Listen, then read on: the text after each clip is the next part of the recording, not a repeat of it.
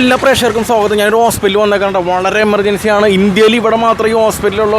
ഈ ഹോസ്പിറ്റലിൻ്റെ പ്രത്യേകത എന്താ ഞാൻ നിങ്ങൾക്ക് കാണിച്ചു തരാം. ഈ ഹോസ്പിറ്റലിൻ്റെ പ്രത്യേകത പറഞ്ഞാൽ ഇതൊരു പെൻ ഹോസ്പിറ്റലാണ്. ഇന്ത്യയിൽ ഇപ്പോൾ തൃശ്ശൂർ ജില്ലയിൽ മാത്രമുള്ള പെൻ ഹോസ്പിറ്റൽ.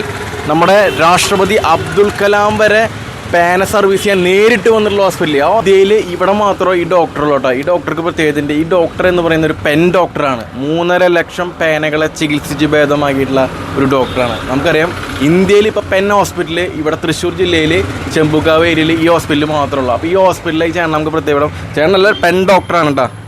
എന്താ നാസർ. എത്ര വർഷമായി ഇവിടെ പേന ചികിത്സ?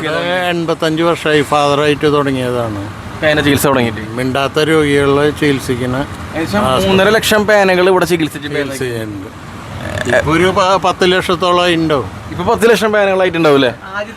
ആദ്യത്തെ കണക്കാണ് 3 ലക്ഷം. 10 ലക്ഷം പേന രോഗികൾ ഇവിടെ വന്നിട്ടുണ്ടല്ലേ? അന്യദേശങ്ങളിൽ നിന്ന് പോലും എന്തെങ്കിലും മാറ്റം വെച്ചാലേ പൈസ മേടിക്കുള്ളൂ, അല്ലെങ്കിൽ ഫ്രീ സർവീസ്. അറിവില്ലായ്മ കൊണ്ട് വരുന്ന ഓരോ അസുഖങ്ങളുണ്ട്. അത് നമുക്ക് പേന കാണുമ്പോൾ തന്നെ അറിയാം ഇത് എന്താണെന്നുള്ളത്. അവർ ബൈസ്റ്റാൻഡ് നമ്മളോട് ഇന്നാണ് അസുഖം എന്ന് പറയുമ്പോഴേക്കും നമുക്ക് അസുഖം എന്നാണെന്ന് ഞാൻ ഡയഗ്നോസ് ചെയ്യൽ കഴിഞ്ഞു. അപ്പം അങ്ങനെ ഒരു ഇതുകളുണ്ട്. അപ്പം അവർക്ക് ആ വിവരങ്ങൾ നമ്മൾ പറഞ്ഞ് മനസ്സിലാക്കി കൊടുക്കും.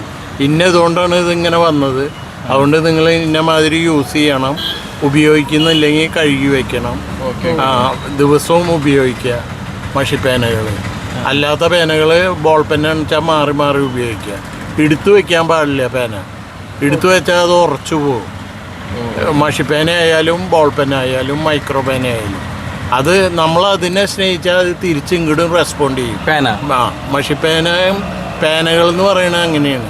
നമ്മളെന്തോരം അതിനെ സ്നേഹിക്കുന്നു അത് തിരിച്ച് 3 ഇരട്ടി ഇതിൽ നമുക്ക് അങ്ങോട്ട് തിരിച്ച് സ്നേഹം വരും.